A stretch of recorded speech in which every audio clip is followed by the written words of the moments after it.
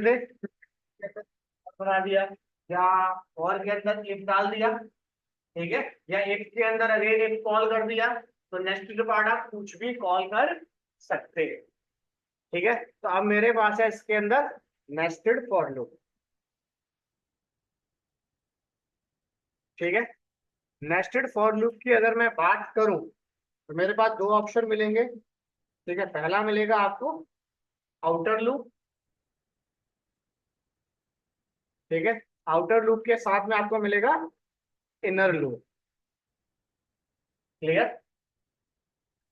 अब inner loop का काम क्या है, अपना लॉजिक को प्रिंट करना, और ऐसा नहीं है कि इसके अंदर दोनों ही काम एक साथ करेंगे। अभी चलेंगे कैसे, सबसे पहले अगर फॉर एग्जांपल आउटर लूप मेरा 5 बार चलता है और इनर लूप मेरा फॉर एग्जांपल 10 बार चलता है, ठीक है, तो ये किस तरीके से काम करेगा। जब ये प्रोग्राम को एग्जीक्यूट करेगा तो फर्स्ट टाइम ये एग्जीक्यूट होगा आउटर। आउटर अगर एक बार चलता है तो इनर कितनी बार चलेगा, जब तक उसकी कंडीशन फॉल्स नहीं हो जाए। क्लियर है यहाँ तक। ठीक है, ऐसा नहीं है कि अगर फर्स्ट लूप को मैंने 5 बार चलाया, दूसरे लूप को मैंने 10 बार चलाया, तो पहले वो 5 चले फिर वो 10 चले, ऐसे नहीं चलेगा। आउटर पहले बार एक बार चलेगा, इनर तब तक काम करेगा जब तक उसकी कंडीशन फॉल्स नहीं हो जाती। तो हमने क्या किया, सबसे पहले देखो आउटर लूप बनाते हैं। ए 1 से स्टार्ट हो, a less than equal to greater than equal to, जो भी कंडीशन आपको लगानी है, इंक्रीमेंट डिक्रीमेंट जो भी आपको लगाना है अपने अकॉर्डिंग आप कॉल कर सकते हैं। ने दिया सिंपल दिस ए डिस्प्ले। सबसे पहले वैल्यू को इनिशियलाइज करेगा ये, उसके बाद 1 less than equal to 5 condition हो गई true, no increment print the data. यहाँ पे प्रिंट हो गया हमारे पास 1। क्लियर। 1 होने के बाद इंक्रीमेंट करेगा, यानी कि यहाँ पे हो जाएगा ये 1 प्लस A+1, तो ए की वैल्यू कितनी है 1। तो अब कंडीशन आ गई मेरी 2, ये कंडीशन भी ट्रू है तो इसको भी प्रिंट कर देगा 2। क्लियर। ऐसे करते करते कब तक प्रिंट करेगा ये 5 बार, क्योंकि इक्वल टू है तो यहाँ पे हुआ मेरा A 5+1, कंडीशन क्या हो गई फॉल्स, ना 5 सॉरी 6 हो गई हमारे पास, कंडीशन हो गई फॉल्स भाई, 6 ना उसके बराबर है ना उससे छोटा है। ये हो गया मेरा सिंगल एक लूप। अब मैं चाहे आउटर बोल लूं चाहे इनर बोल लूं, अभी के लिए क्लियर है यहाँ तक। चले आगे। सेम इसी तरीके से अगर आप इसकी कोई कंडीशन चेंज करते हो, जैसे आपने कर दिया 5 तक चले, कहाँ जाके कंडीशन स्टॉप हो जाए 0, और क्या हो इसके अंदर क्लियर 1 2 3 4 5, फिर 5 5 4 3 2 1 0। क्लियर है यहाँ तक। अब हमने क्या किया, देखो अब नेस्टेड लूप की अगर हम बात करें, एक फॉर के अंदर जैसे ही आप दूसरा फॉर डिक्लेयर करते हो तो आ गया नेस्टेड पार्ट। इसके अंदर भी हमने दिया है for in B equals to 1। Mandatory नहीं है कि पहला लूप अगर 1 से स्टार्ट किया है तो इनर लूप भी 1 से स्टार्ट करो, रिक्वायरमेंट तुम्हारी है, कंडीशन भी तुम्हारे हैंड पे है, तुम क्या कंडीशन देना चाहते हो, इंक्रीमेंट डिक्रीमेंट भी हमारे हैंड पे है सब कुछ। अब हमने यहाँ पे डिस्प्ले कर दिया जैसे ए। क्लियर। अगर ये लूप चलता है तो, और मैंने यहाँ दे दिया सिंपल राइट, एक ही लाइन में डाटा डिस्प्ले करे। अगर एक लाइन पूरी डिस्प्ले हो जाती है भाई, जैसे ही इस लूप की कंडीशन क्या हो जाए फॉल्स, तो क्या करे कंसोल डॉट राइट लाइन, इसका मतलब क्या है स्लैश एन, लाइन को कर दे ब्रेक। अब ये कैसे चलेगा, सबसे पहले a equals to 1, 1 equals to this condition true, increment नहीं होगा इसमें, लूप के अंदर आया b के पास गया, b equals to 1, 1 less than equal to 5, condition true, body में आया क्या डिस्प्ले करेगा 1। फिर इंक्रीमेंट हुआ इसके अंदर 1 + 1 2, फिर क्या डिस्प्ले करेगा ये, फिर अगेन डिस्प्ले करेगा 1। ये नहीं यहाँ तक समझ आ गया। यानी कि ये लूप कब तक चलेगा, जब तक इसकी कंडीशन फॉल्स नहीं हो जाएगी। और इनर लूप के अंदर आप आउटर को डिस्प्ले करो या इनर को डिस्प्ले करो, मर्जी हमारी है। क्लियर है यहाँ तक। ऐसे चलते चलते 5 बार डाटा को डिस्प्ले करेगा मेरे पास। क्लियर, तो लेस देन इक्वल टू जगह 5 बार डिस्प्ले करने के बाद कंडीशन क्या हो जाएगी, फॉल्स। क्योंकि यहां पर आ गया मेरे पास अब 6। कंडीशन फॉल्स होने के बाद लाइन को क्या करेगा, ब्रेक करेगा। ब्रेक करने के बाद इसमें 1 का इंक्रीमेंट करेगा। क्लियर है यहाँ तक। यानी कि आउटर लूप एक बार चलेगा, इनर लूप जब तक फॉल्स नहीं होगा तब तक एग्जीक्यूट करता रहेगा। क्लियर है यहाँ तक। अब यहाँ पर हमने क्या किया, 1 1 2 2 आ गया क्योंकि ए को हमने यहाँ पे डिस्प्ले किया था। गलती से अगर मैं इस लाइन को नहीं लिखता हूं, रन करते हैं तो देखो एक ही लाइन में आउटपुट आ गया। क्लियर, राइट लाइन लगा दोगे तो सेपरेट सेपरेट लाइन में आउटपुट आपको डिस्प्ले करके देगा। क्लियर है यहाँ पे। अगर एक लाइन डिस्प्ले हो जाती है तो लाइन को कर दो ब्रेक। क्लियर है यहाँ तक, या कुछ पूछना है ये बताओ। इतना क्लियर। अब इसी लूप के अंदर हमने क्या किया, देखो थोड़ा सा चेंज करा। अब सारा जो प्रोग्राम के अंदर कॉन्सेप्ट है वो सिर्फ ऑपरेटर का है और किसी का नहीं है। क्लियर, यानी कि अगर हम मान लो फॉर एग्जांपल ये प्रोग्राम जैसे चल रहा है वैसे ही चलने दो। मैंने यहाँ पे प्रिंट कर दिया लाइक बी। अब क्या आएगा, 1 2 3 4 5, 1 2 3 4 5। ठीक है, बी की वैल्यू डिस्प्ले हो रही है मेरे पास। ठीक है, इतना क्लियर है या कुछ पूछना है। अब हमने क्या किया, यहां तो भी वेरिएबल चेंज करके देखा था, अब चेंज करके देखते हैं कंडीशन। अब हमने क्या कर दिया, ये जैसे चल रहा है वैसे ही चलने दो। इसमें क्या कर दिया, ए, ये चेंज कर दिया।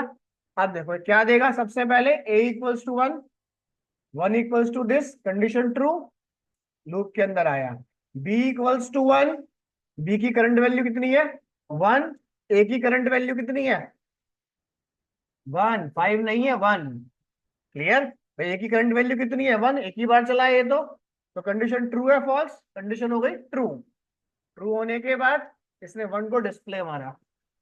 1 डिस्प्ले होने के बाद फिर इंक्रीमेंट हुआ, ए के अंदर तो बाय डिफॉल्ट 1 ही है, यहां पर आ गया बी में 2, कंडीशन हो गई फॉल्स। अब फॉल्स हो गई तो लूप के बाहर आ गया और इसने क्या करा, लाइन को ब्रेक करा। ब्रेक करने के बाद इसने अपना इंक्रीमेंट करा ए ने, तो ए की करंट वैल्यू आ गई 2। फिर यहां पर गए b इक्वल्स टू 1, यहां पे आ गया b की वैल्यू 1, a की वैल्यू 2। ऐसे ही दूसरी लाइन में गया तो इसने क्या डिस्प्ले करा, b में 1। नेक्स्ट लाइन में फिर इंक्रीमेंट हुआ, कंडीशन ट्रू है, फिर डिस्प्ले करा इसने 2। फिर इंक्रीमेंट करा, कंडीशन हो गई 3, तो फॉल्स हो गया। फॉल्स होने के बाद स्लैश एन आ गया। क्लियर है यहां तक। और उसके बाद फिर से ये इंक्रीमेंट होना स्टार्ट हो गया। यानी कि यहाँ पे हमने डिपेंड कर दिया कि अगर ए एक बार चलता है तो बी भी एक बार ही चले। क्लियर है यहां तक, रन करते हैं देख, समझ आ गया। अगर कोई दिक्कत लग रही है कि स्टेप बाय स्टेप प्रोग्राम कैसे काम कर रहा है, नहीं समझ आ रहा है, मुझे लाइव प्रोजेक्ट देखना है, तो क्या करो, जिस भी लाइन को आप चेक करना चाहते हो उस लाइन पे कर्सर को ब्लिंक कराओ और राइट क्लिक मारो और यहाँ पे लगा दो ब्रेक पॉइंट। क्लियर, तब ये क्या करेगा, स्टेप बाय स्टेप प्रोग्राम को कंपाइल करना स्टार्ट करेगा। ब्रेक पॉइंट लगाने के बाद अपने मेन एंट्री पॉइंट के अंदर सबसे आखिरी में जाके एक लाइन लिख देना, कंसोल डॉट रीड लाइन, क्योंकि ब्रेक पॉइंट लगाने के बाद स्क्रीन को होल्ड कराना पड़ेगा। क्लियर, ब्रेक पॉइंट लगाने के बाद एप्लीकेशन को रन करना है, तो रन करने के लिए यूज करना खाली F5। ठीक है, खाली क्या यूज करोगे आप, F5। क्लियर, और ब्रेक पॉइंट को चलाने के लिए यूज F10। क्लियर है? यहां तक F5 प्रेस करता हूं, आ गया यहाँ पे। F10 प्रेस करो, दिस एक स्टेप आगे गया, माउस लेके गया, ए में क्या आ गया 1, इक्वल टू के ऊपर माउस लेके गया तो क्या आ गया ट्रू। भाई 1 less than equal to 5 condition true. अगर ट्रू होती है तो इंक्रीमेंट नहीं होना चाहिए, बॉडी के अंदर आ। F10 प्रेस करो, जितनी बार F10 प्रेस करोगे एक स्टेप आगे जाएगा। तो बॉडी में आ गया, बॉडी में आने के बाद फिर बी के पास गया, यस। अब यहाँ पे चेक करो कंडीशन क्या है ट्रू। फिर ये बॉडी में गया, बी को उसने मारा डिस्प्ले, 1 डिस्प्ले हो गया। 1 डिस्प्ले होने के बाद फिर इंक्रीमेंट हुआ, दिस इंक्रीमेंट होने के बाद कंडीशन क्या हो गई भाई, ए में तो 1 था, बी में आ गया 2, तो 1 less than equal to, 2 less than equal to 1 हो गया, तो कंडीशन हो गई फॉल्स। फॉल्स होता है, ब्रेक कर, न्यू लाइन पे आ गया और फिर फर्स्ट वाले में जाके इंक्रीमेंट मार। फर्स्ट में इंक्रीमेंट होता है तो यहाँ पे आ गया कंडीशन ट्रू। फिर यहाँ पे गए, अब ये कितनी बार चलेगा 2 बार, सिंपल दिस। पहले डिस्प्ले करा इसने 1, फिर इंक्रीमेंट करा, फिर डिस्प्ले हो गया 2, फिर इंक्रीमेंट करा 3, कंडीशन क्या हो गई फॉल्स। क्लियर है यहाँ तक? क्योंकि बी में आ गया 3। F10 प्रेस करा, फिर देखो बाहर गया, समझ आ गया? ऐसे ही आप प्रेस करते चले जाओगे, कंडीशंस आपकी कॉल करना स्टार्ट करता रहेगा। अगर इसको डायरेक्ट चलाना चाहते हो कि कंडीशन मैंने चेक कर ली कैसे चलाना है, प्रोग्राम को मैं कंप्लीट करना नहीं चाहता हूं, तो ऊपर ऑप्शन दिख रहा होगा कंटिन्यू। क्लियर? इसमें क्लिक करो, आपको आउटपुट दिखा देगा। क्लियर? समझ आ गया यहां तक? या कुछ पूछना है किसी को कि नेस्टेड फॉर लूप कैसे चलता है? समझ आ गया? इनर एक बार चलेगा, आउटर जब तक फॉल्स नहीं हो जाएगा तब तक अपने प्रोग्राम को कंटिन्यू करता रहेगा। अब चाहे आप यहाँ पे वेरिएबल डिस्प्ले मारो, चाहे यहाँ पे एस्टेरिक डिस्प्ले करो, मर्जी तुम्हारी है। क्लियर है यहाँ तक? या कुछ पूछना है इसमें बताइए। इतना क्लियर है यहाँ तक? हो जाएगा। अब मुझे आउटपुट इसके अंदर लेके आना है, फॉर एग्जाम्पल 1 2 2 3 3, इस तरीके से आ जाएगा। हर बार एक वैल्यू एक्सटेंड हो, ये चीज क्या करना पड़ेगा बताओ? क्या लॉजिक बनाओगे? चाहे आप उसको 5 बार चलाओ, चाहे 10 बार चलाओ, कंडीशन तुम्हारे हाथ में। बस जो भी आउटपुट आए ऐसे स्टार्ट होना चाहिए। तो क्या कॉन्सेप्ट बनेगा? है यहाँ पे बी प्रिंट कर दूं?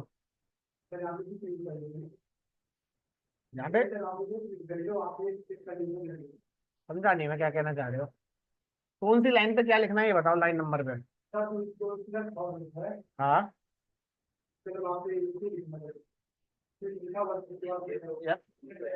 यहाँ पे ए लिख दूं? है ये लिखना है ना, बी लिख दूं?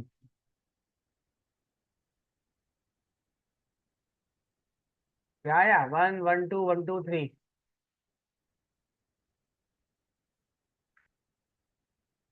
यानी कि अगर फॉर एग्जांपल अगर ये लूप 6 बार चलता है, अब मानो फॉर एग्जांपल 6 बार चलता है, उसमें 2 आता है, तो 6 बार 2 को ही डिस्प्ले करके दे मुझे।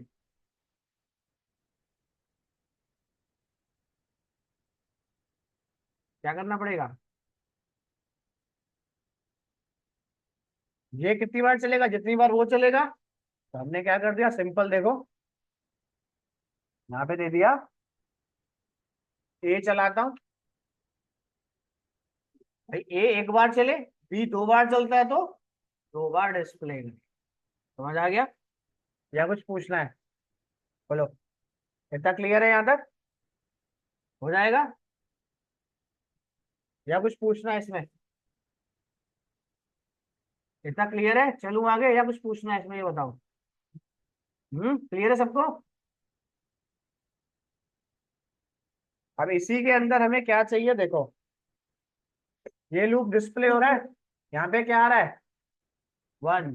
मुझे क्या चाहिए, जब ये लाइन डिस्प्ले करे 2, फिर क्या आ जाए, फिर नेक्स्ट लाइन में जाए 3 प्रिंट हो चुका है मेरा, क्या आएगा 6 प्रिंट हो गया।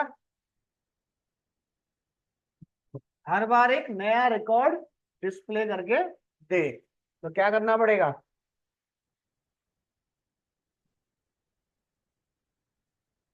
मान लो फॉर एग्जांपल मुझे 10 तक प्रिंट करने हैं नंबर, तो लूप 10 तक तो चलना चाहिए, तो क्या करना पड़ेगा बताओ।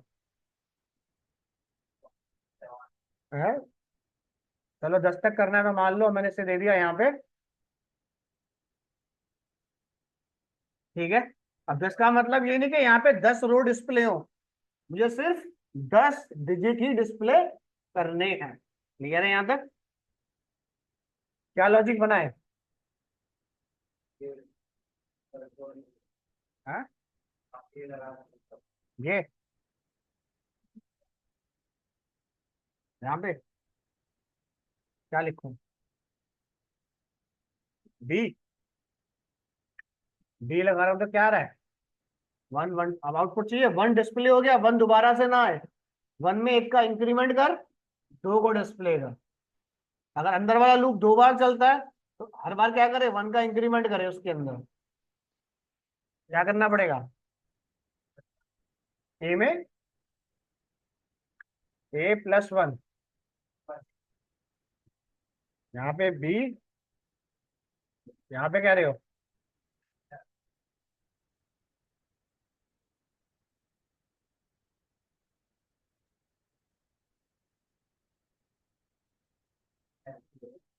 होगा, यही कॉन्सेप्ट है इधर उधर का, बस एग्जैक्ट वैल्यू चाहिए मुझे बस। जरूरी नहीं है कि लूप के अंदर काम कर रहा हूं तो मैं ए या बी को ही यूज करूं, अगर आपको थर्ड पार्टी किसी फंक्शन किसी वेरिएबल का यूज करना हो तो वो भी आप कर सकते हो। ये पहला कॉन्सेप्ट क्या चाहिए, मैं अगर इसे भी ना डालूं 1 1 2 1 2 3 आ रहा है, बस अब मुझे करना क्या है भाई, डिस्प्ले होने के बाद गलती से बस 1 में 1 का इंक्रीमेंट कर दे, बस और कुछ मत कर। अगर इंक्रीमेंट हो गया तो आउटपुट मेरा, बस रिपीट नहीं होना, रिपीट नहीं होना चाहिए। और वो तभी पॉसिबल है कि जो नंबर एक बार डिस्प्ले हो गया उसमें हर बार 1 का इंक्रीमेंट करे। तो क्या करना पड़ेगा, ए दोबारा बोलना, यहाँ पे यहाँ कह रहे हो आप A+1, जब प्रोग्राम चलेगा तो सबसे पहले डिस्प्ले क्या करेगा 1, ठीक है। और 1 कब तक चलेगा, सेकंड वाला एक बार, हमें रन करते हैं यहाँ पे। अगर 1 को लेके आना है तो मुझे लूप 0 से स्टार्ट करना पड़ेगा, 0+1 1 आ जाएगा मेरे पास। देखो तो फिर उस केस में मुझे यहाँ 0 से स्टार्ट करना पड़ेगा, तो उस केस में वो 1 देगा मुझे, देखो ठीक है। बट मुझे ये कॉन्सेप्ट नहीं चाहिए, सोचो पीछे पढ़ चुकी है उसके लिए क्या लगाना है आपको, क्योंकि जब 0 से चलाऊंगा तो फिर इसको भी उस हिसाब से चलाना पड़ेगा मुझे।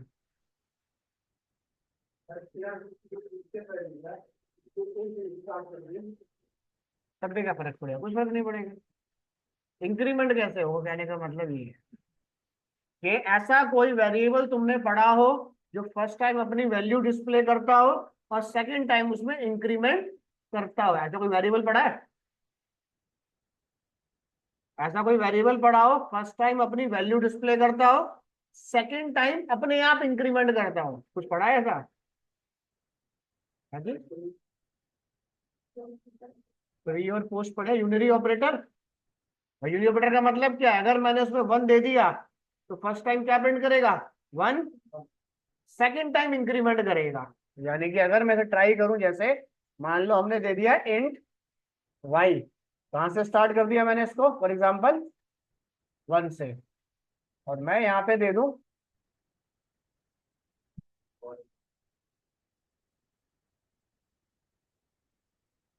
क्लियर, तो आप इसमें थर्ड वेरिएबल या कुछ भी कॉलिंग दे सकते हो अपनी रिक्वायरमेंट के बेस पे। क्लियर है यहाँ तक,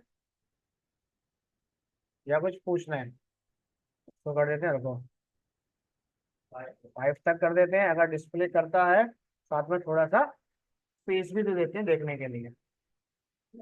क्लियर है यहाँ तक, क्लियर।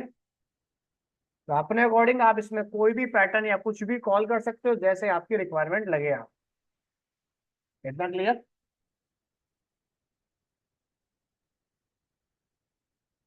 अभी आउटपुट आया है दिस ये,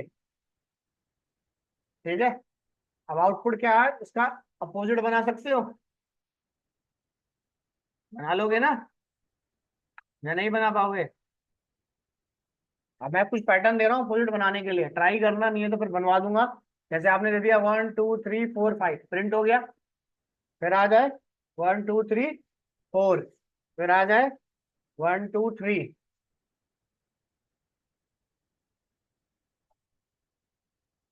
अभी हमने डिस्प्ले किया था 1 1 2 1 2 3 1 2 3 4, बस उसको उल्टा चाहिए। अगर अपोजिट करूंगा तो उससे पहले पढ़ा था कि 5 से स्टार्ट हो, value greater than equal to 1 तक जाए और डिक्रीमेंट करे, तभी 5 4 3 2 डिस्प्ले करेगा। बस क्लियर है यहाँ तक।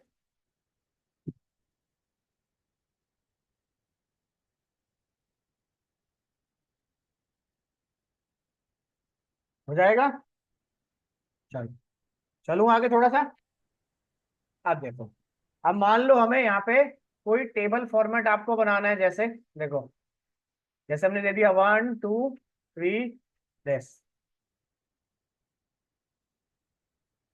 यहाँ आ गया 2,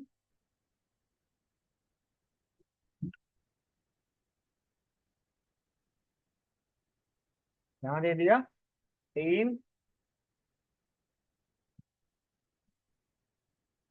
क्लियर, यानी वर्टिकली चलाऊं या हॉरिजॉन्टल चलाऊं, टेबल फॉर्मेट मेरा डिस्प्ले हो जाए। क्लियर।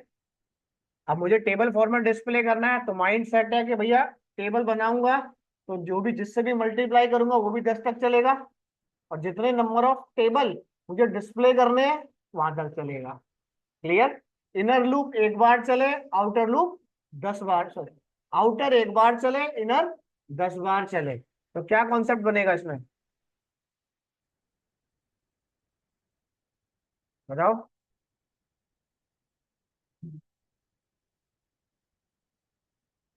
क्या कॉन्सेप्ट बनाया जाए।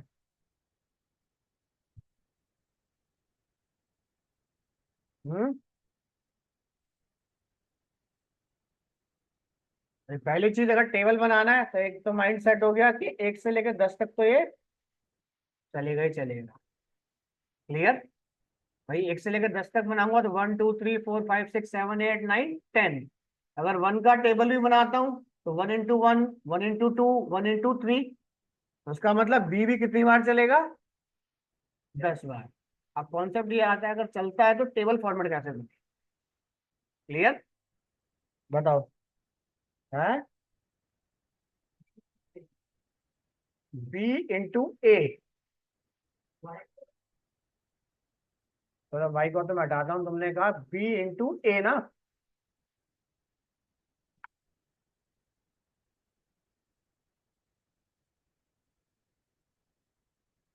ठीक है, रन करता हूँ एक बार। क्लियर। अब बी इंटू ए कर दो, ए इंटू बी कर दो, क्योंकि दोनों चली 1 से स्टार्ट रहे हैं, तो आउटपुट आपका एक कॉल करके आपको दे देंगे। थोड़ा सा यहाँ पे स्पेस दे दो।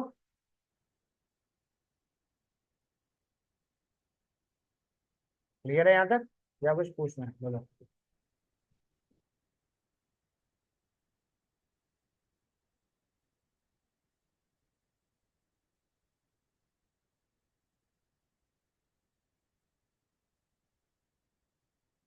कुछ पूछना है तो बताओ।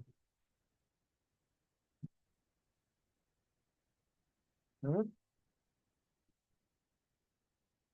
कुछ पूछना है, चलें आगे।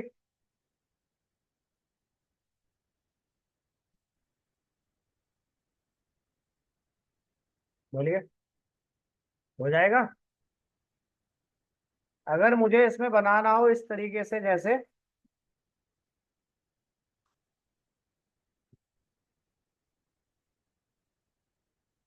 बाइनरी नंबर पता है ना कौन कौन से होते हैं? तो बाइनरी नंबर कौन से होते हैं? 0 और 1। मुझे चाहिए 1 0 1 1 0 1 0 1 0 1। क्लियर यहाँ तक? हो जाएगा कि मुझे बाइनरी नंबर डिस्प्ले करने हैं। तो बाइनरी नंबर डिस्प्ले करने के लिए क्या क्या क्या कॉन्सेप्ट चाहिए? ये तो लूप तो चाहिए ही चाहिए। अब बाइनरी नंबर को चेक कराऊंगा तो इफ कंडीशन भी साथ चाहिए, यानी कि आपको लूप के अंदर ही अपनी इफ कंडीशन भी कॉल करनी होगी। हो जाएगा बाइनरी का ऑप्शन या नहीं हो पाएगा, या बनाना पड़ेगा मुझे? सर इसमें ट्रू फॉल का रहेगा ना सर? क्या चीज, क्या कह रहे हो? सर जब ये बाइनरी नंबर चेक करने के लिए इसमें ट्रू फॉल के लिए ना हम ना, इसमें बुलियन कोई का यूज करेंगे कोई सर? ट्रू फॉल्स का कॉन्सेप्ट लगाने की जरूरत नहीं है। ठीक है, हाँ। सिंपली अपना आप मॉड्यूल के थ्रू काम चलाओगे लूप के अंदर। क्लियर? मॉड्यूल के थ्रू सारा कॉन्सेप्ट चलेगा आपके पास इसमें कि अगर मेरा मान लो कोई वेरिएबल मैंने ले रखा है, अब 1 0 प्रिंट करना है मुझे, तो मुझे मॉड्यूल 2 से करूंगा, रिमाइंडर 0 आएगा, उसके बाद कॉन्सेप्ट मुझे कॉल करना पड़ेगा। ये चीज क्लियर? Yes sir. ये भी आपके पास नेस्टेड फॉर लूप के साथ ही चलेगा। मिनिमम 2 लूप यूज होंगे, साथ में इफ एल्स भी चलेगा, तभी आउटपुट आएगा। क्लियर है यहाँ तक? एक बार ट्राई करना, नहीं है तो बाइनरी नंबर कैसे बनेगा मैं आपको ये बता दूंगा। क्लियर है यहाँ तक? अगर मुझे इस तरीके का फॉर्मेट चाहिए, एक जैसे मानो अभी मैंने तुम्हें दिया था 1 1 2 1 2 3, यहाँ दे दिया 1 2 3 4, 1 2 3 4 5। इतना क्लियर? अब जैसे ही मेरा 5 डिस्प्ले हो जाता है, तो लूप क्या करे, क्या स्टार्ट करना करे? 1 2 3।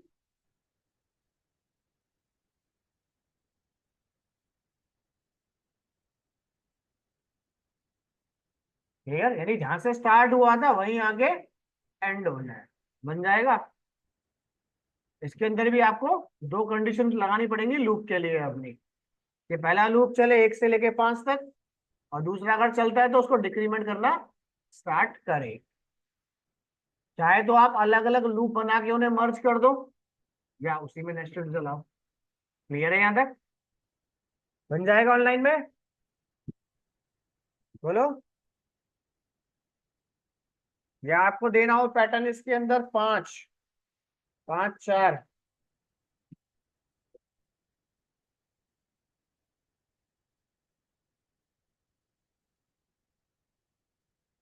5 5 4 5 4 3 2, यहाँ पे आ जाए फिर 5 4 3 2 1। हो जाएगा? बोलो। हो जाएगा, बन जाएगा? ऑनलाइन में बन जाएगा या कुछ पूछना है? अब मुझे एक पैटर्न बनाना है, 5 तक वैल्यू डिस्प्ले मारनी है। ठीक है, 1 लिखा, 5 तक वैल्यू डिस्प्ले करनी है, हर बार 5 वैल्यू आनी चाहिए। कंडीशन क्या है?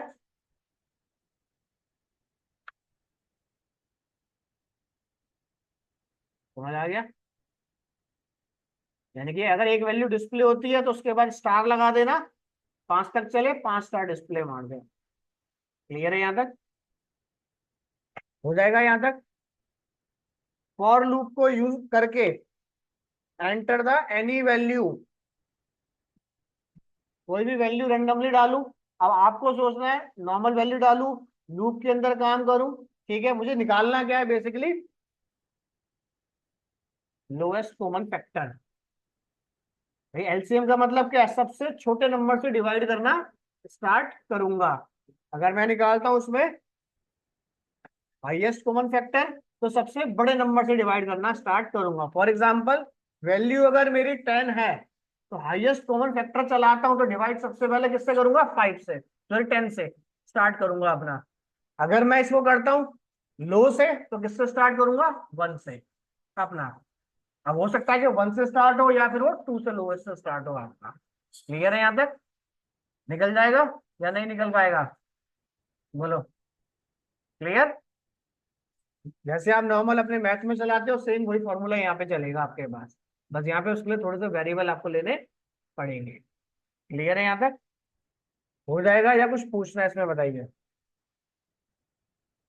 बन जाएगा लूप का पार्ट, या कोई डाउट या कुछ पूछना है किसी को, ये बताओ, बोलो।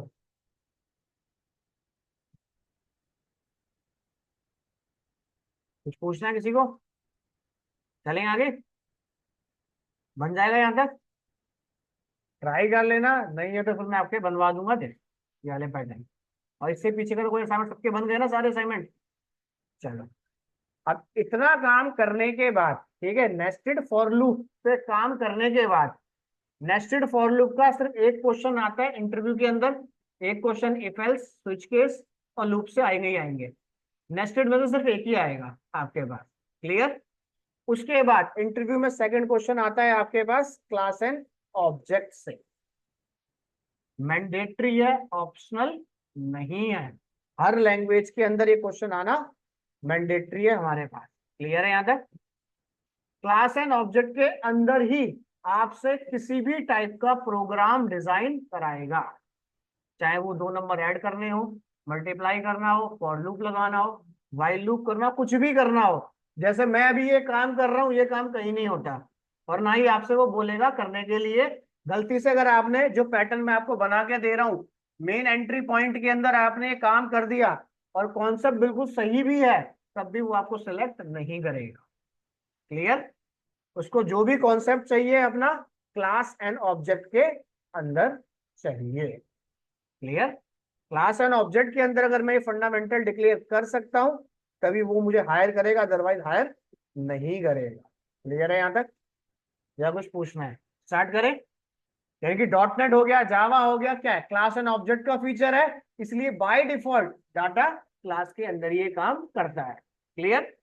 क्लास एंड ऑब्जेक्ट में काम करने के लिए मुझे बेसिक क्या फंडामेंटल पता होना चाहिए जिसमें हम काम करेंगे। देखो, क्लास एंड ऑब्जेक्ट में काम करने के लिए सबसे पहले हमें पता होनी चाहिए बेसिक नॉलेज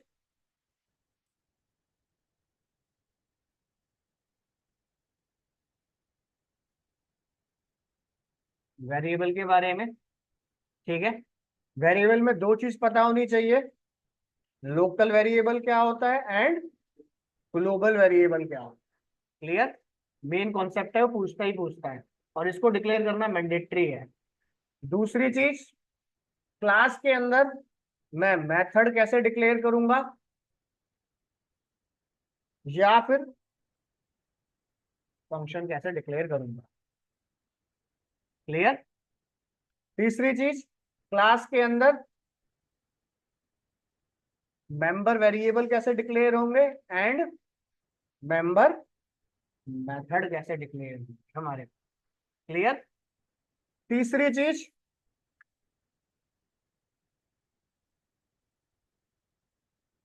क्लास के अंदर कंस्ट्रक्टर क्या होता है और उसका क्या फंडामेंटल है हमारे पास। चौथी चीज क्लास में आती है प्रॉपर्टी। क्लियर? इतना कॉन्सेप्ट आता है मेरे क्लास एंड ऑब्जेक्ट के अंदर। अगर इतना फंडामेंटल मेरा कॉल हो गया देन क्या कॉल होगा, ऊप्स के कॉन्सेप्ट। क्लियर है यहां तक? स्टार्ट करूं या कुछ पूछना है किसी को तो ये बताओ पहले। Clear? If else, switch case, while loop, do while loop, variable कैसे एंटर करते हैं, इतना क्लियर है? स्टार्ट करें? चल देखो,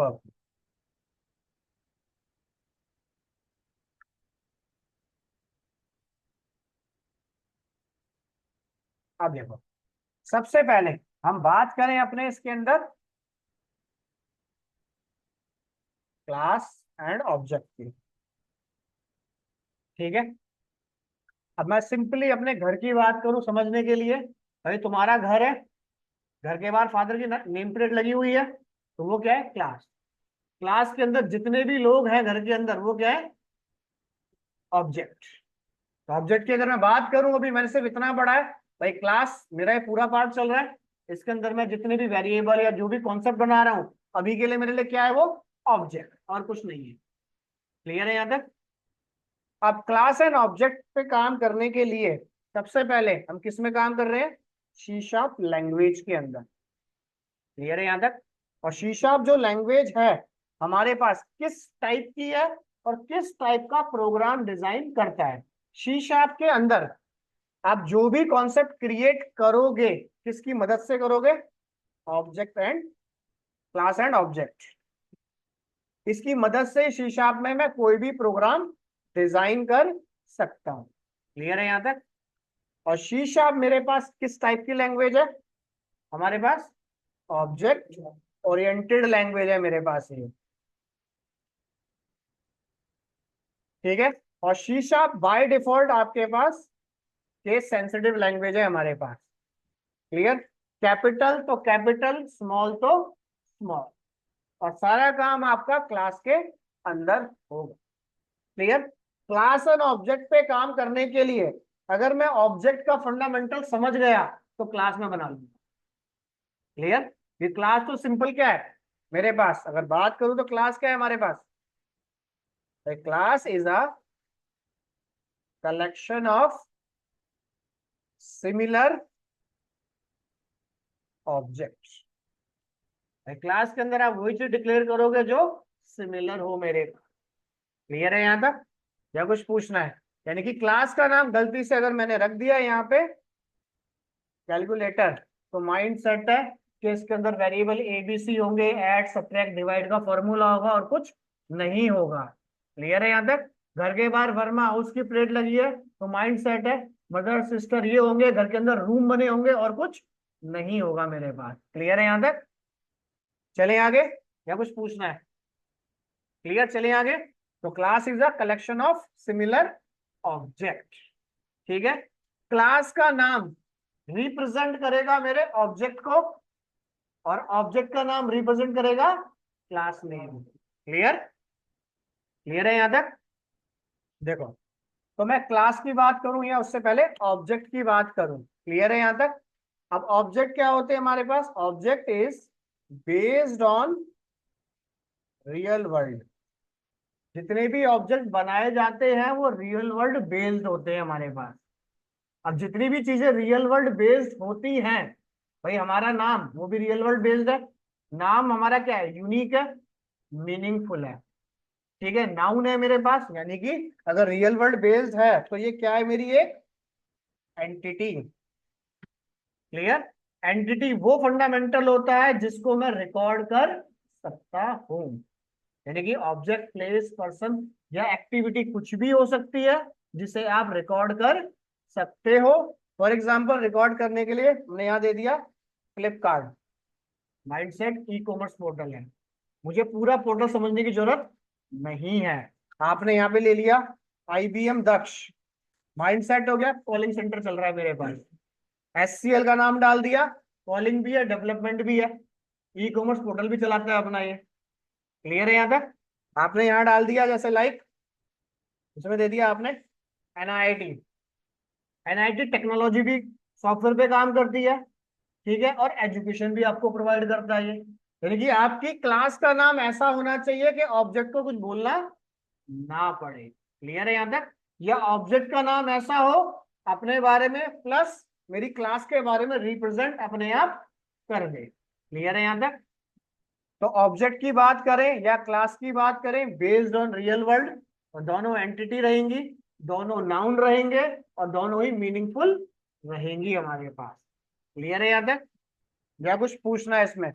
चलिए आगे, या कुछ पूछना है बताओ? इतना क्लियर? ऑब्जेक्ट की बात करूं तो ऑब्जेक्ट के पास दो फंडामेंटल होते हैं ऑब्जेक्ट के पास। क्लियर? पहला ऑब्जेक्ट के पास फंडामेंटल क्या होता है हमारे पास? स्टेट। क्लियर? ऑब्जेक्ट के पास दो फंडामेंटल होते हैं, एक होता है स्टेट और दूसरा क्या होता है? बिहेवियर। अब जरूरी नहीं है कि मैं ऑब्जेक्ट बनाऊं, आप कोई भी फंडामेंटल कॉल करो। फॉर एग्जांपल आपने यहाँ पे लिखा console dot right line hello world. ठीक है, अगर मैं इसे ऑब्जेक्ट से रिलेट करूं तो ये कौन सी पोजीशन में है अभी? State position. State means data या इंफॉर्मेशन, बस और कुछ नहीं है। क्लियर? जब ये आउटपुट मैं प्रेस करता हूं F5, जब प्रोग्राम रन होता है तो रन टाइम पे मेरे पास जो आउटपुट आता है तो वो होता है सिर्फ हेलो वर्ल्ड। तो वो इस ऑब्जेक्ट की क्या है मेरे पास? बिहेवियर। तो बिहेवियर, बिहेवियर मीन्स है मेरे पास फंक्शनैलिटी। क्लियर है यहां तक? क्लियर? आपके पास वेरिएबल है, आपने वेरिएबल डिक्लेयर करा है इंट नम इक्वल्स टू 10। ये क्या है? इसका स्टेट पोजीशन। जब प्रोग्राम रन होगा तो आउटपुट आएगा सिर्फ 10। तो ये है इसकी फंक्शनैलिटी। क्लियर है यहां तक? तो मेरा ऑब्जेक्ट मेथड के साथ भी चलता है, क्लास के अंदर भी चलता है और डायरेक्ट भी चलता है। यानी कोई भी फॉर्मेट हो सकता है कॉलिंग करने के लिए। जहां पे डाटा स्टोर होगा तो वहां पे ऑब्जेक्ट के अंदर स्टेट और बिहेवियर दोनों होगा आपके पास। क्लियर है यहां तक? समझ आ गया या कुछ पूछना है? इतना क्लियर है या कुछ पूछना है? बताइए। चलें आगे। इसको दे देता हूं यहाँ पे।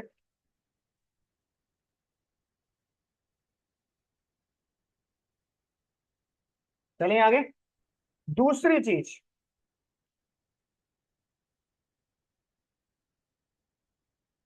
ऑब्जेक्ट हमेशा कब क्रिएट होगा? रन टाइम पे। क्लियर है यहां तक? ऑब्जेक्ट पहले से कभी रेडी नहीं होता, रन टाइम पे उसको वैल्यू मिलती है। रन टाइम पे वो डिसाइड करता है कि किसको कॉल करना है। मेरे घर पे कोई पोस्टमैन आ रहा है, पहले से डिसाइड थोड़ी है कि मैं गेट खोले खड़ा हो जाऊं। क्लियर? तो रन टाइम पे डिसाइड होगा कि कौन सा ऑब्जेक्ट क्रिएट होगा, कि मैं गेट खोलूं, मदर गेट खोले, फादर खोले, सिस्टर खोले, एक्सेट्रा। क्लियर है यहां तक? तो जितने भी ऑब्जेक्ट आप क्रिएट करोगे एट रन टाइम पे। क्लियर? और एक क्लास के अंदर आप मल्टीपल ऑब्जेक्ट क्रिएट कर सकते हो। क्लियर है यहां तक? ऐसा कुछ नहीं है कि मैं सिर्फ एक ही ऑब्जेक्ट से काम करूं। एक क्लास के आप एक से ज्यादा ऑब्जेक्ट बना सकते हो। कई बार आप जाते हो, आपके यहाँ पे फ्लैट बन रखे हैं, भाई गेट पे लिखा होता है फर्स्ट फ्लोर पे अरविंद है, सेकंड फ्लोर पे दिस। यानी कि एक ही क्लास के क्या है? Multiple object. और वो सारे क्या है? एक ही एड्रेस पे तो रह रहे हैं आपके पास। क्लियर है यहां तक? तो एक क्लास के आप मल्टीपल ऑब्जेक्ट बना सकते हो। जितनी बार क्लास का ऑब्जेक्ट आप बनाओगे, हर बार क्लास का नाम सेम होगा बट ऑब्जेक्ट का नाम डिफरेंट होगा। क्लियर है यहां तक? घर के बाहर नेम प्लेट लगी हुई है कि 8Z40 पे 6 लोग रहते हैं, 6 लोगों का नाम लिखा हुआ है, तो वो सारे क्या है? ऑब्जेक्ट। क्लियर है यहां तक? समझ आ गया या कुछ पूछना है? बताइए। इतना क्लियर है? एक क्लास के मल्टीपल ऑब्जेक्ट बनेंगे, सारे ऑब्जेक्ट क्लास के नाम से बनेंगे, ठीक है, बट जितने भी ऑब्जेक्ट मैं क्लास के नाम के थ्रू क्रिएट करूंगा सब डिफरेंट होंगे। क्लियर है यहां तक? क्लियर है यहां तक? ऑनलाइन में कुछ पूछना है? और इसको मैं अपनी लैंग्वेज में बोल सकता हूं, भाई हमने ऑब्जेक्ट बना दिया, ठीक है, आप बोल सकते हो object is a instance of. Clear? कुछ लोग इसको लोकल वेरिएबल भी बोलते हैं और कुछ लोग खाली ऑब्जेक्ट भी बोलते हैं, कुछ लोग इसे क्लास इंस्टांस भी बोलते हैं। क्लियर? तो अपने अकॉर्डिंग आप कुछ भी बोल सकते हो। मैं अभी लिख के छोड़ दूं ऑब्जेक्ट की डेफिनेशन में, कर्सर लेके जाता हूं तो ये अपनी टेक्निकल लैंग्वेज में बोलेगा लोकल वेरिएबल है मेरी क्लास का ये, ठीक है। कुछ लोग बोलेंगे क्लास का ये ऑब्जेक्ट है मेरे पास। क्लियर है यहां तक? या कुछ क्लास इंस्टांस है मेरी। इतना क्लियर है यहां तक या कुछ पूछना है? ऐसे बताइए, बोलो। चलें आगे या कुछ पूछना है? और क्लास ऑब्जेक्ट की मदद से मैं किसी भी टाइप का फंडामेंटल कॉल करा सकता हूं। क्लियर है यहां तक? चलें आगे। ऑब्जेक्ट डिक्लेयर करूं उसका। देखो, जब भी क्लास का ऑब्जेक्ट आप लोग बनाओगे तो पहली चीज आपके पास क्या होना चाहिए? किसी भी टाइप का कंटेनर होना चाहिए। क्लियर है यहां तक? यानी कि किसी भी टाइप की आपके पास बॉडी होना मैंडेटरी है। अगर आपके पास बॉडी नहीं है तो क्लास का ऑब्जेक्ट नहीं बनेगा, चाहे वो क्लास की बॉडी हो, चाहे वो मेथड की बॉडी हो, चाहे वो आपकी मेन एंट्री पॉइंट की बॉडी हो। क्लियर? यानी कि आपके पास बॉडी होना मैंडेटरी है। और जब भी क्लास का ऑब्जेक्ट बनेगा हमेशा क्लास नेम से स्टार्ट होगा, जैसे यहां दे दिया हमने। क्लियर? स्पेस ऑब्जेक्ट आप किसी भी नाम से बना सकते हो, यूजर डिफाइन। क्लियर? जैसे मैंने डाल दिया अभी ओबीजे। अब इस ओबीजे को क्या करना है, पूरी मेमोरी एलोकेट करके देनी है ऑब्जेक्ट की, तो लगाना इक्वल टू। ठीक है, ऑब्जेक्ट को मेमोरी एलोकेट करके दे रहा हूं, परमिशन दे रहा हूं कि मेरी क्लास में तुम्हारा रोल स्टार्ट होगा। तो मेमोरी के लिए क्या होता है, न्यू कीवर्ड। अब जरूरी नहीं है कि न्यू कीवर्ड क्लास के ऑब्जेक्ट के लिए होता है, जब भी आपको सी शार्प, डॉट नेट, जावा, पीएचपी, पाइथन न्यू कीवर्ड दिख जाए तो इसका मतलब मेमोरी एलोकेट करी जा रही है। और मेमोरी एलोकेट हमेशा राइट टू लेफ्ट की जाती है। क्लियर? न्यू कीवर्ड मैं किसकी मेमोरी देने जा रहा हूं, इस क्लास की देने जा रहा हूं। क्लियर? कई बार आपको ऐसे भी मिलेगा, देखो कई बार आप गूगल पे जाओगे ना, ऐसे भी मिलेगा आपको, जैसे मान लो एक क्लास मेरे पास और है डेमो नाम की, डेमो क्लास का ऑब्जेक्ट है ओबीजे, बट उसको मैं काम करने की परमिशन किसके दे रहा हूं, कैलकुलेटर क्लास की। समझ आ गया? यानी किसी भी तरीके से आप अपनी इंफॉर्मेशन को स्टोर करा सकते हो, चाहे मेमोरी एलोकेट हो रही हो, वैल्यू इनिशियलाइज हो रही हो, सब राइट टू लेफ्ट। क्लियर है यहां तक? चलें आगे, या कुछ पूछना है? अब देखो मैं डिक्लेयर करता हूँ, थ्योरेटिकल पार्ट क्लियर है, डिक्लेयर करूं? देखो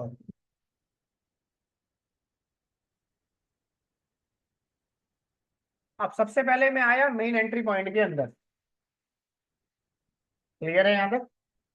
ठीक है, अब मेन एंट्री पॉइंट में अभी तक मैं काम करता आया हूं, कोई मैंने ऑब्जेक्ट नहीं बनाया, मैं सिंपल अपना एक काम करता था, and num equals to 10, run करता था, आउटपुट मेरा आ जाता। क्लियर है यहां तक? अब यहाँ पे एक दिक्कत ये आ रही थी कि अगर मैं ब्लैंक डालता था तो वो क्या कहता था, हो सकता है कि आप एक बार यूज कर रहे हो एक कंडीशन में, ये एक से ज्यादा कंडीशन में मुझे आप कॉल कर रहे हो, तो मुझे वो क्या बोलता था बार बार, भाई आपको कोई ना कोई वैल्यू असाइन करनी पड़ेगी। क्लियर? क्योंकि ये किस टाइप का वेरिएबल है, लोकल वेरिएबल, और लोकल वेरिएबल के पास किस टाइप का डाटा होगा मुझे नहीं पता। क्लियर है यहां तक? भाई आपके बाहर आप घर पे बैठे हो, कई बार क्या होता है मार्केटिंग वाले घर में घूम रहे होते हैं गली के अंदर, वो बेल बजा देते हैं कि ये प्रोडक्ट ले लो, ये प्रोडक्ट ले लो। अब उसके पास क्या है, किसी ना किसी टाइप की मेमोरी रहती है, बट मैं नहीं उसको जानता, तो वो क्या होते हैं, लोकल वेरिएबल। यानी कि अगर उसने बेल प्रेस करी है मार्केटिंग वाले ने, तो कुछ ना कुछ प्रोडक्ट आपको दिखाएगा। क्लियर है यहां तक? तो लोकल वेरिएबल के पास कोई ना कोई इंफॉर्मेशन होनी चाहिए डिफॉल्ट। समझ आ गया?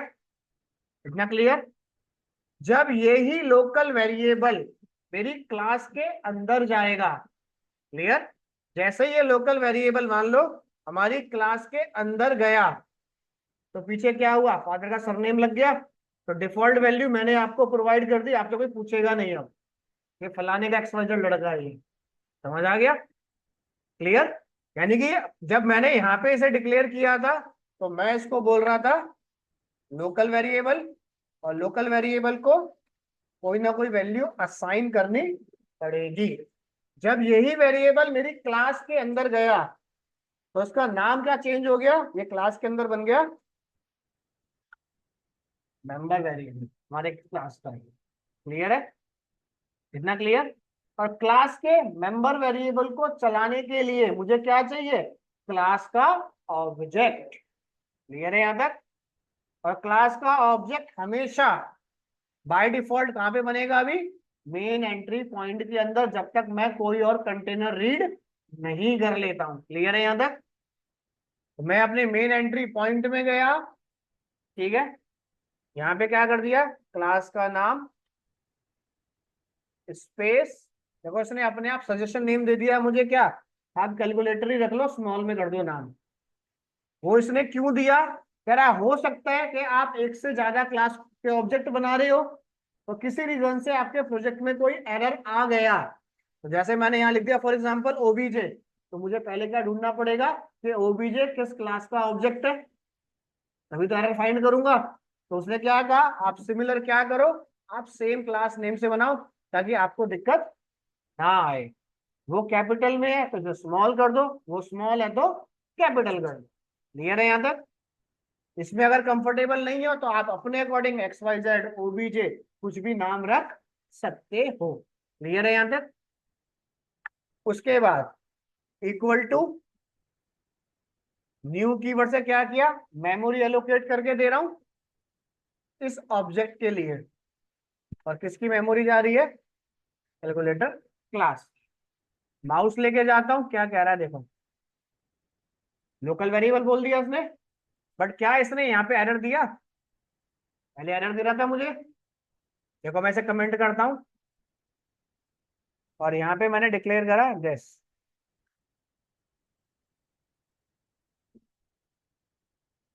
अब जैसे ही मैं इसे कह रहा हूं देखो क्या कह रहा है, लोकल वेरिएबल एरर आ रहा है। मैंने यहाँ दूसरा वेरिएबल बनाया, देखो अब यहाँ दिया num1। इस वेरिएबल को अगर मुझे कॉल करना है तो मैंने क्या किया, इसे कॉपी करता हूं। क्लास के अंदर कोई भी काम करना है तो ऑब्जेक्ट कॉल करना जरूरी है। तो यहां दिया हमने कैलकुलेटर, इसका ऑब्जेक्ट उठाया, डॉट num1 आ गया, नम तो नहीं आया यहाँ पे। क्लियर, क्या इसने एरर दिया, नहीं दिया। मैं इसे अगर कमेंट करूं, रन करता हूं, क्या आउटपुट आएगा num1 में, कितना आ गया, 0। यानी कि क्लास के अंदर अगर आप काम करते हो, जैसे ही आपने क्लास का ऑब्जेक्ट डिक्लेयर कर दिया, क्लियर, जितने भी क्लास के अंदर फंडामेंटल होंगे उन सबको एक डिफॉल्ट वैल्यू मैं दे दूंगा।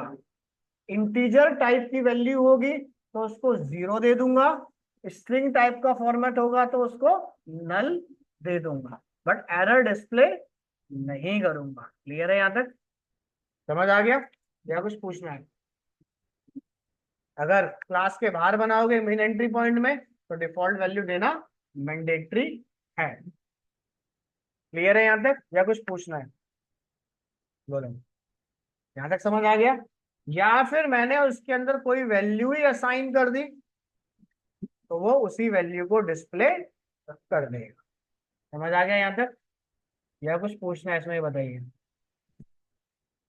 कि क्लास के अंदर अगर मैं मेंबर वेरिएबल डिक्लेयर करता हूं तो उसको कैसे कॉल करना है। क्लियर है यहां तक या कुछ पूछना है किसी को, बताइए। हो जाएगा यहां तक या कुछ पूछना है किसी को, कोई डाउट बताओ। क्लियर है, चले आगे या कुछ पूछना है इसमें, बताइए। यहाँ तक क्लियर है सबको, कोई डाउट कुछ पूछना है।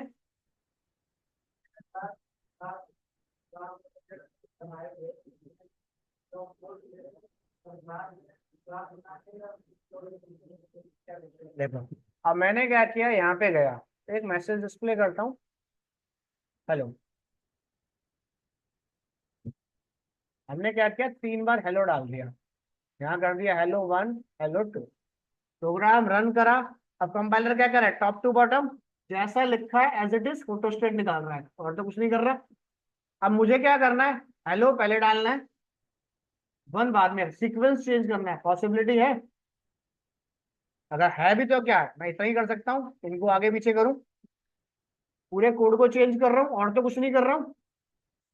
क्या ये हर बार पॉसिबल है, भाई 2 3 4 10 15 लाइनें तब कर लोगे आप, ठीक है। या फिर कल की डेट में कह दूं मुझे इसके साथ काम ही नहीं करना, इसको डिस्प्ले मत करो जब तक मैं नहीं बोल रहा हूं, तो क्या पॉसिबल है। तो इसके लिए या तो यही ऑप्शन है, या तो डिलीट करूं या तो कमेंट करूं, बट मैं चाहता हूं मेरा लॉजिक भी बना रहे। तो उसने क्या कहा, क्लास एंड ऑब्जेक्ट को यूज करो। अगर आप अपना प्रोग्राम मेन एंट्री पॉइंट में डालते हो तो मैं आपको अपने अकॉर्डिंग चला रहा हूँ प्रोग्राम, बट आप चाहते हो कि प्रोग्राम आपके अकॉर्डिंग चले तो कॉल क्लास एंड ऑब्जेक्ट। तो जिस ऑब्जेक्ट को आप बोलोगे वो रन होगा, जिसको नहीं बोलोगे वो लिखा रहेगा अपने आप। बस मुझे उसे कमेंट या कोडिंग पार्ट में चेंज करने की जरूरत नहीं है। क्लियर है यहां तक, या कुछ पूछना है? चलूं आगे, या कुछ पूछना है किसी को, बताइए।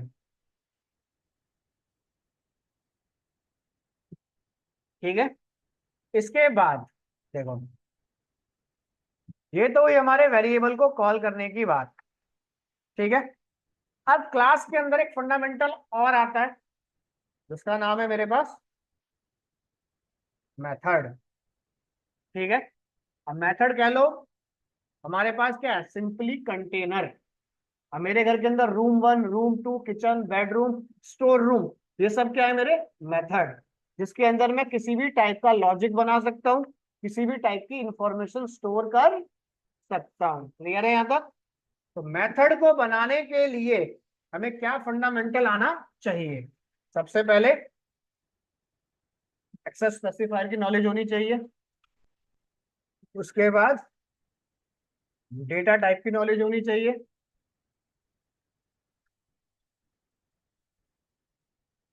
उसके बाद मेथड का नाम।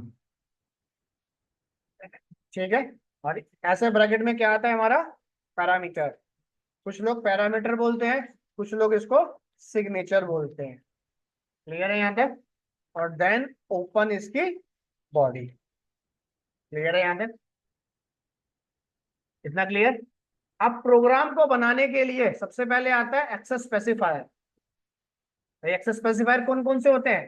Public, private, protected, internal. Clear? But अगर आप सिंगल क्लास के अंदर काम कर रहे हो, किसी को भी एक्सेस स्पेसिफायर कॉल करने की जरूरत नहीं है। एक्सेस स्पेसिफायर तभी कॉल करोगे जब मिनिमम 2 क्लास तुम्हारे पास हो। नहीं है तो लिख के छोड़ दोगे, सिर्फ मेमोरी एक्सटेंड होगी, उसका कोई मीनिंग नहीं है। क्लियर है यहां तक? और बाय डिफॉल्ट मेथड की बात करूं, वेरिएबल की बात करूं, कुछ लिखूं या ना लिखूं, किसमें चलेंगे? प्राइवेट में। क्लियर है यहां तक? तो अभी मुझे इसे कॉल करने की जरूरत नहीं है, तो मैं इसे लिख ही नहीं रहा हूं। उसके बाद आता है डाटा टाइप। मेथड को इंटीजर, कैरेक्टर, फ्लोट, डेसिमल, किसी भी डाटा टाइप के अंदर बना सकते हो। क्लियर? अगर आपको कंफर्म नहीं है कि मेथड में मैं क्या लिखूं, तो सिंपल माइंड में सेट कर लेना व्हाइट। अब आपका माइंड सेट है, कैलकुलेटर बनने जा रहा है, भाई कुछ नहीं तो 0 + 0 भी करूंगा तो 0 तो रिटर्न करूंगा, तो क्या मेथड बनेगा? इंटीजर। क्लियर है यहां तक? तो डिसाइड आपको करना है कि आपका क्लास किस टाइप का कॉलिंग दे रही है। क्लियर है यहां तक? अभी मुझे नहीं पता कि मेथड में मैं क्या लिखूंगा, तो कॉल वॉइड। वॉइड क्या? रिटर्न टाइप, बट कुछ रिटर्न करके नहीं देता। उसके बाद मेथड का नाम यूजर डिफाइंड, जो आपकी क्लास का नाम है उससे सिमिलर ही आपका नाम होना चाहिए। क्लास है मेरी कैलकुलेटर, तो कॉल ऐड। ये इसकी बॉडी आई, बॉडी में सिंपल एक मैसेज कॉल करा, बस अभी। क्लियर?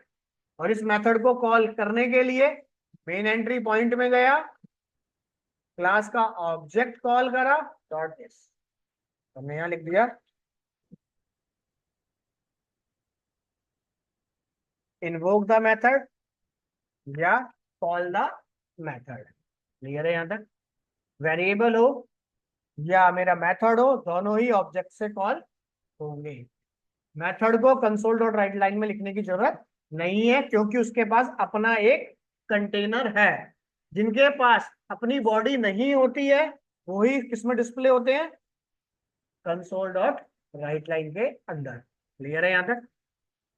क्लियर है यहां तक? समझ आ गया या कुछ पूछना है यहां तक? यहां तक क्लियर है सबको? हो जाएगा यहां तक? चलो, इतना काम करने के बाद अब क्या पढ़ के आओगे? पहली चीज, इस पे काम करने के लिए हमें सबसे पहले पढ़ के आना है difference between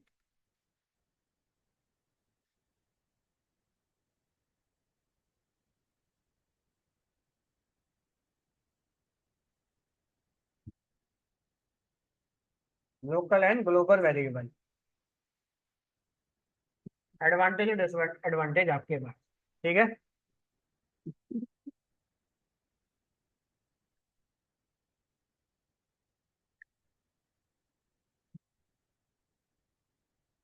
method and function. तीसरी चीज पढ़ के आना, difference between variable and property.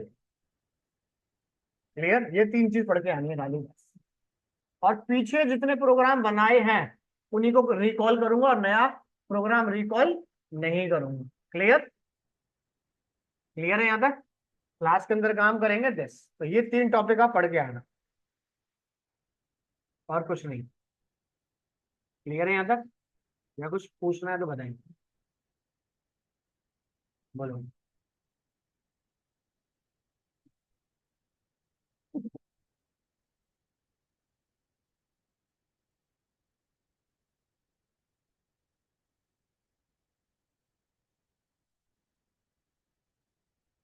हो जाएगा यहाँ तक? ठीक है, ये तीन टॉपिक पढ़ के आने हैं। कल फिर से टॉपिक यही कॉल करूंगा, क्लास, लोकल वेरिएबल कैसे बनाए जाएंगे, मेथड कैसे बनाए जाएंगे, मल्टीपल मेथड कैसे कॉल होंगे, सारी चीजें। टाइप ऑफ मेथड कितने होते हैं ये कंटेंट हम कल पढ़ेंगे। क्लियर है यहाँ तक? ठीक है।